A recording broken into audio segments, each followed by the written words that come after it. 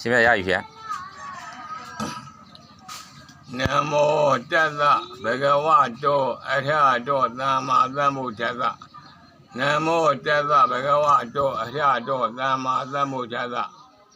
နမောတတ္တဘဂဝတောအထတောသမ္မာသမ္ဗုဒ္ဓတ္တဘုန်းကြီးဒီကနေ့မြတ်ဝရဘုရားရှင်ကလူနဲ့မြတ်တတ္တဝါတို့ကိုနိဗ္ဗာန်ကိုရစီတဲ့တရားဘုန်းကြီးဟောရမယ်ဒီတရားတော်ကဗုဒ္ဓဘယ်မှာဟောတော့ဆိုတော့မူလပဏ္ဏသာပါဠိတော်မဟာသီတိပဋ္ဌာန်သုတ်တံမှာဟောပါတယ်ဘုရားဘာဟောတော့ဆိုတော့ဧကာယေနောအယံဘိခေဝေမေယောတတ္တနဝိသုဒ္ဓိယာသောကပရိဒေဝနံသမ္မာတိကမာယဒုက္ခဒေါမနသံအထင်ကမာယညာယသအတိကမာယနိဗ္ဗာန်သတိစိကရိယာယယေရိယဆက်တော်သီတိပဋ္ဌာန်လို့ဘုရားဟောပါတယ်အဲ့တော့ဘုန်းကြီးပြောချင်တာကလူနဲ့ပြောတဲ့တဝါတွေကတဲ့မိမိရဲ့တဏ္ဍမှာလောင်းနေတဲ့လောဘဒေါသမောဟမာနဒိဋ္ဌိအစရှိကိလေသာမီးတွေကိုရှင်ကျယ်စေတဲ့တရားကဟောဒီသတိပဋ္ဌာန်တရားဖြစ်ပါတယ်တဲ့သောကပရိဒေဝသမ္မာတိကမယမိမိရဲ့တဏ္ဍမှာစိုးရိမ်ပူဆွေးငိုကြွေးမှုဆိုတဲ့တရားတွေလွန်မြောက်စေတဲ့တရားဖြစ်ပါတယ်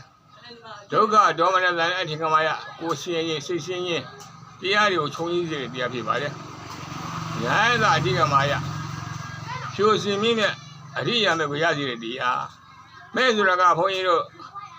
သောတာပတိမေသက္ကရာဂိမေအနာဂိမေအရဟတမေဆိုမဲလေးပါရပါတယ်အဲမဲလေးရဲ့ဘာရင်တော့မှာသောတာပတိဖို့သက္ကရာဂိဖို့အနာဂိဖို့အရဟတဘုဆိုတဲ့ဖို့ဒီဘောကိုရပါတယ်နော်နောက်ဆုံးဘုရားဘာလို့ဆိုတော့နိဗ္ဗာန်သစ္စိကရိယာရတဲ့ဘုန်းကြီးတို့ဒီကရမအပေါက်သူတော်တွေဆွတောင်းနေကြတယ်အိမ်မက်တမအေးချမ်းတဲ့ငြိမ်းချမ်းတဲ့နိဗ္ဗာန်ချမ်းသာကိုရရှိနိုင်တယ်အမှန်ကတော့ယုတ်တရားနဲ့တရားဆိုချုပ်ဝငြိမ်းရဖြစ်နိဗ္ဗာန်ချမ်းကိုရပါတယ်လို့ဘုရားဖျားကဒီသတိပဋ္ဌာန်ပါဠိတော်မှာဟောပါတယ်ဒါမြင်ကောင်းပြီသတိပဋ္ဌာန်တရား၄ပါးကဘာတွေလဲဆိုတော့ကာယ ानु ပသနာသတိပဋ္ဌာန်တရားဝေဒနာ ानु ပသနာသတိပဋ္ဌာန်တရားစိတ်ဓာ ानु ပသနာသတိပဋ္ဌာန်တရားဓမ္မ ानु ပသနာသတိပဋ္ဌာန်တရားကာယခန္ဓာကိုယ်ကြီးကိုဘုန်းကြီးတို့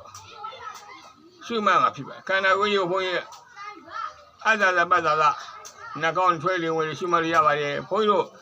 အနန္တကံဝင်ကျေးဇူးကြောင့်ဖြစ်တော်မူတဲ့မာရှိတော်ဘုရားကြီးကဖောင်းတဲ့ပိန်လေးကိုမှတ်ရပါတယ်အဲ့တော့ဖောင်းတာပိန်တာယုတ်တရားဖောင်းတာပိန်တာသိနေတာကမှနန္တရားယုတ်တရားနဲ့တော့ပိုင်းခြားသိရပါတယ်ကာယခန္ဓာကိုယ်နဲ့ပတ်သက်ပြီးတော့အများကြီးမှတ်ရပါတယ်ဘုန်းကြီးအင်္ဂလိပ်ကျတော့အတူကောက်ပြောရမယ်meditation body metta object အဲ့တော့ causality ဝေဒနာအနုပ္ပဒါသတိပံကြပံတော့လေပဲတဲ့ခန္ဓာကိုယ်ယောဂီအထိုင်လေးကြာလာတဲ့ခါကျတော့ညောင်းတာတွေကျင်တာတွေကြိုက်တာတွေပူတာတွေတောင်းလိုက်တဲ့ဖြစ်ရတယ်အဲ့တော့ညောင်းရင်ညောင်းတယ်ကျင်တယ်ကြိုက်ရင်ကြိုက်တယ်ပူရင်ပူတယ်မှတ်ပါတော့အဖို့ရအဲ့ဒါအင်္ဂလိပ်ကျတော့ meditation feeling sensation အဲ့တော့စိတ်ဓာအနိပ္ပဒါသတိပဋ္ဌာန်ကြပြန်တော့လေပဲစိတ်တွေကပြင်းပြင်းတယ်မှထွဲထွဲတယ်မှစိတ်ကူးရင်စိတ်ကူးတယ်မှပြင်းပြင်းတယ်မှအဲ့ဒါစိတ်ဓာအနိပ္ပဒါသတိပဋ္ဌာန်တရားဖြစ်ပါတယ်ဟိုအင်္ဂလိပ်ကျတော့ meditation mindfulness consciousness ဓမ္မအနိပ္ပဒါသတိပဋ္ဌာန်ကြပြန်တော့လေပဲတဲ့ဉာဏ်ရာကြာရာစာရာထိရာသိရာကိုယ်ရာဆန္ဒလှုပ်ရှားရာအဲ့တော့မြင်တယ်မှကြားတယ်မှနိုင်မှစသည်မှတ်ရပါတယ်။အဲ့လိုကြတော့ meditation physiology law အဲ့တော့အခုမှတ်အဲ့မှာဘုရားကဒါအထိုင်နဲ့ဘုရားပြောတာ။လမ်းလျှောက်မဲ့တော့ဘုရားကဘာလို့ဆိုကိစ္စတော်ဝကိစ္စမိတိပါဇာတိတွားရင်တွားတယ်မှတ်ပါတဲ့။အဲ့တော့ဘုန်းကြီးတို့မာရီဆိုတော့ဘုရားကျတော့ဘယ်လမ်းနဲ့ညာလမ်းနဲ့ကြွတယ်လမ်းနဲ့ချတယ်လို့မှတ်ရပါတယ်။ဘုန်းကြီးတို့အင်္ဂလိပ်ကျတော့သူ့ကို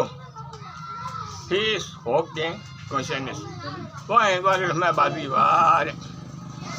ခြေတော့ဟာခြေတော့ဒီပါစားဒီရရင်ရတယ်လို့မှတ်ပါသေးပါအင်္ဂလိပ်ကျတော့ he is standing consciousness အဲ့တော့ဒီသိနေဝါနီးဆုံးမိဒီပါစားယောဂီအထိုင်နေမှတ်ပါဘုန်းကြီးအင်္ဂလိပ်ကျတော့ဘုန်းကြီးတော်အများကြီးပေါ့ဗျာ he is sitting don't sit down consciousness အဲ့တော့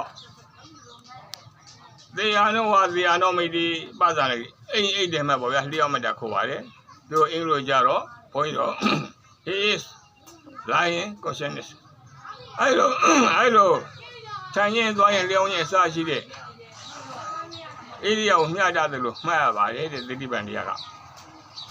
ဘုန်းကြီးကအတူကပြောရင်တာကတော့ဘုရားကနောက်ဆုံးပါဟုတ်ခဲ့တော့ဆိုတော့ပါဠိတော်ကြတော့ဇောဤကောစီဘေခုဣမိဆက်တော်သတိပဋ္ဌာန်ဤဧဝံဘာဝေယတတ္တဟံတတ္တဒုညာဖလားနံအညတတဖလားပါတိကိဟံဒိဋ္ဌိဝဓမ္မေအနာဂါမိတာအသတိပဋ္ဌာန်တရားရှုမှတ်ပွားတဲ့ပုဂ္ဂိုလ်ကအလုံးစုံကြာရင်အလုံးစုံနိဗ္ဗာန်ရကြမယ်ဆိုရင်မြန်လို့ရှိရင်9ရက်နဲ့နိဗ္ဗာန်ရပါတယ်ဒီအကြာရင်9နှစ်ရပါတယ်တဲ့နော်အကယ်လို့မရသေးတော့မှအနာဂံဖြစ်ပါတယ်အနာဂံဖြစ်ကိုပဲရဟန္တာရလို့နိဗ္ဗာန်ရပါတယ်တော့ဘုန်းကြီးကကြာဒီကားလေးအဆုံးသတ်ပါမယ်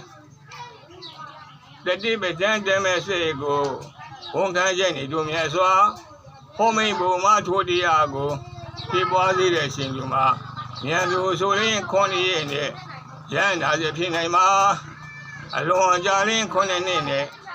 ထိုဘုံမဲ့ကိုရနိုင်ပါနိဗ္ဗာန်လိုဆုံးမယုံမှနဲ့မြတ်ဖျားကိုယုံကြည်ပါတတိပဋ္ဌာန်ကိုတန်တန်အမြန်ပွားစီရရူပွားစေမှ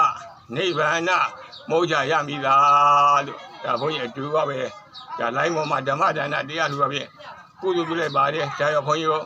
အားလုံးပဲ everything thank you very much may you always be happiness forever mega balan ဒါမှအဆက်အားလုံးတော့လူမတတ်တော်ပါဒီပါကိုယ်စိတ်တွေကကျမ်းမာချမ်းသာကြပါစေပြောရှင်ချမ်းမြေ့ကြပါစေနောက်ဆုံးမင်းညဖွင့်နေမှာချမ်းသာကိုရကြပါစေလို့မန္တလေးမြို့နန်းတော်ရှိစိန်ရွှေရအကြောင်းဆရာတော်ဥစိန်တော်ဝိဇ္ဇတို့ကမ္မဒါနစိရိယဓမ္မဂရိယဆရာတော်ရှင်သွင်းမှာဓမ္မဒါနတရားလိုပဲလှူဒန်းလိုက်ပါသူတို့ကောသူတို့တဲမောသူတို့ကောင်းတို့အားလုံးကိုယ်စိတ်နေပါကျမ်းမာချမ်းသာကြပြီမင်းညဖွင့်နေမှာချမ်းရကြပါစေတော့